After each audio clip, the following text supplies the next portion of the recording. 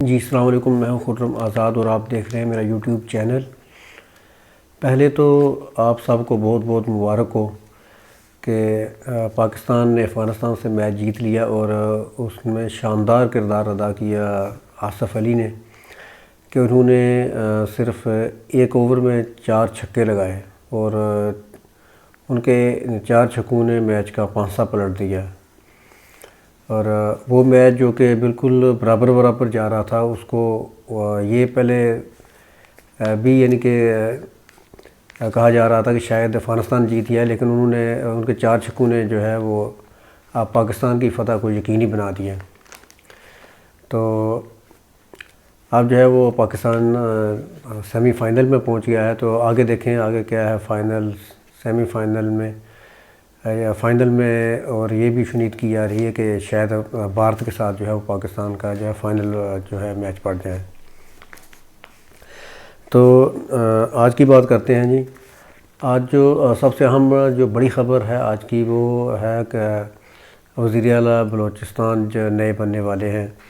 عبدالقدوس بزنجو صاحب کی۔ عبدالقدوس بزنجو صاحب جو ہیں وہ پاکستان کی تاریخ میں پہلی مرتبہ ایسا ہوا ہے کہ وہ بلا مقابلہ وزیر اعلیٰ منتخب ہوئے ہیں بلوچستان کے، اور پھر وہ بھی آپ دیکھیں کہ ہوئے ہیں بلوچستان کے، کہ بلوچستان میں بڑا مسئلہ ہوتا تھا کہ یعنی کہ ایک کو وزیر بنا دو تو پھر بعد میں کسی کو مشیر بناؤ، کسی کو وزیر اعلیٰ، کسی کو اسپیکر، کسی کو ڈپٹی اسپیکر، تو مختلف عہدے جو ہیں وہ دینے پڑتے ہیں وہاں، پھر کام بنتا تھا۔ لیکن یہ پہلی مرتبہ ایسا ہوا ہے، اس میں بہت بڑا جو دانشمندانہ کردار ادا کیا ہے وہ پی ٹی آئی نے ہے، کہ پی ٹی آئی جو ہے اس نے اپنی حمایت کی، اور اپنی حمایت جب وہ کرے گی تو جو بلوچستان عوامی پارٹی ہے جس کے عبدالقدوس بزنجو صاحب ہیں، تو وہ جو ہے باپ بلوچستان عوامی پارٹی جو ہے وہ قومی اسمبلی میں اور باقی صوبوں میں حمایت کرے گی پی ٹی آئی کی۔ تو یہ پی ٹی آئی نے ایک بڑا زبردست کارڈ کھیلا ہے۔ تو یہ عبدالقدوس بزنجو صاحب کے بارے میں تھوڑا سا ہم آپ کو بتاتے ہیں کہ یہ اس سے پہلے اسپیکر تھے، تو اسپیکر سے انہوں نے ریزائن کیا 25 اکتوبر کو۔ تو اس کے بعد یہ پھر بلا مقابلہ اب 29 کو بلا مقابلہ منتخب ہو گئے، تو 29 کو انہوں نے حلف اٹھایا گورنر بلوچستان سید ظہور احمد آغا صاحب سے، اور اس وقت ڈپٹی اسپیکر بلوچستان کے ہیں وہ سردار بابر خان موسیٰ خیل ہیں،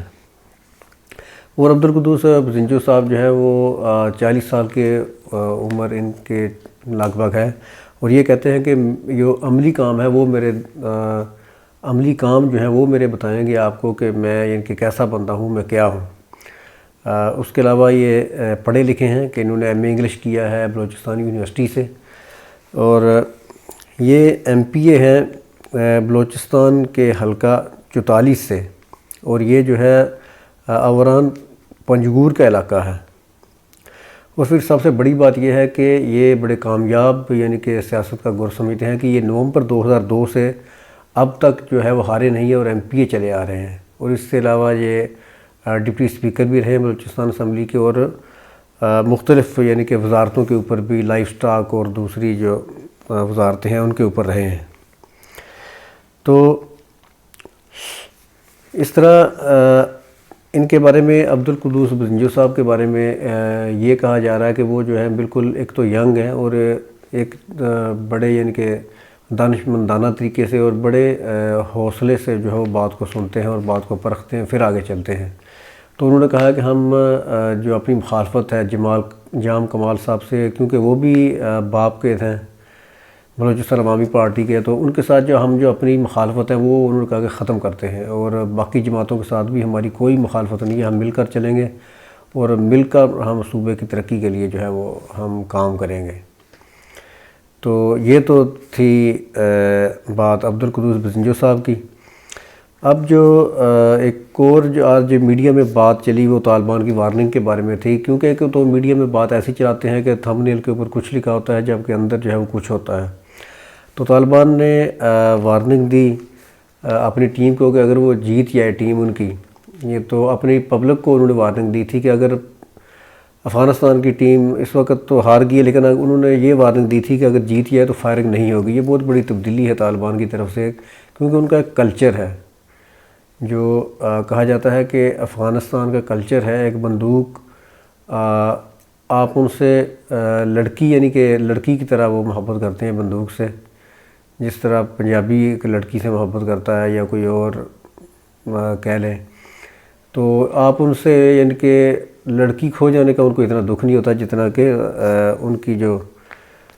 بندوق ہے، ان کا جو ہتھیار ہے وہ کھو جانے کا جتنا دکھ ہوتا ہے، اور وہ چلانے کا بھی ان کو اتنا ہی شوق ہے کہ، اور مشہور ہے کہ جب وہ لڑتے رہتے ہیں اور جب ان کو لڑنے کے لیے کچھ نہ ملے تو پھر آپس میں لڑنا شروع کر دیتے ہیں۔ اچھا، اس کے بعد اب جو ہے بڑا مسئلہ جو ہے وہ ٹی ایل پی کا ہے۔ ٹی ایل پی کے اوپر میں دوبارہ پھر آپ کو ویڈیو نئی اپ ڈیٹ جو ہے وہ کل کو دوں گا۔ اس وقت بظاہر دیکھا جائے تو حکومت جو ہے وہ آگ سے کھیل رہی ہے، اور حکومت کو نہیں کھیلنا چاہیے۔ یہ پاکستان کی تاریخ میں ہے کہ جو ناموس رسالت حضور اکرم صلی اللہ علیہ وسلم کا مسئلہ ہے،